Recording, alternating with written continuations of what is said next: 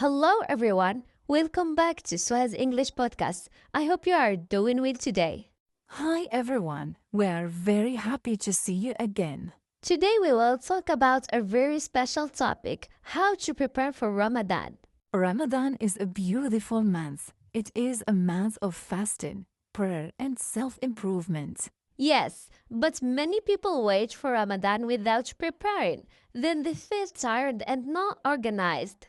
So, preparation is important. Very important. When we prepare before Ramadan, we feel ready and calm. So, Suha, what is the first thing we should prepare? First, we prepare our intention. Intention means why you do something.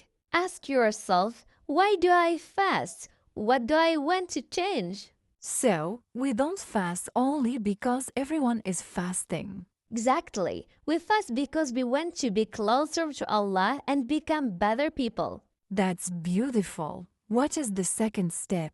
The second step is to prepare our hearts. Try to forgive people. If you are angry with someone, try to fix the problem. Sometimes it is difficult to forgive. Yes, I know, Lena. But when you forgive, you feel peace inside. Ramadan is a month of peace, not angry. What about prayer? Before Ramadan, try to pray on time. If you miss prayers, start improving now. Don't wait for Ramadan to change everything. Small changes before Ramadan can make a big difference. Exactly. Also start reading a little Quran every day. Even 5 minutes is good. 5 minutes every day is better than 1 hour only one day. Yes, consistency is more important than doing too much one time. What about our body? Should we prepare physically? Yes, you can start drinking more water, try to reduce junk food, try to sleep earlier. Because in a Ramadan we wake up early for suhoor. Correct. If you sleep very late every night, Ramadan will feel harder. And what about our daily routine? Organize your schedule, plan your day, decide when you will read Quran, when you will rest, and when you will spend time with family. Planning helps us use our time well. Yes, Ramadan is only 30 days. It goes very fast. That's true. Every year we say Ramadan finished so quickly. So use it well. Also think about one bad habit you want to stop. Like spending too much time on social media.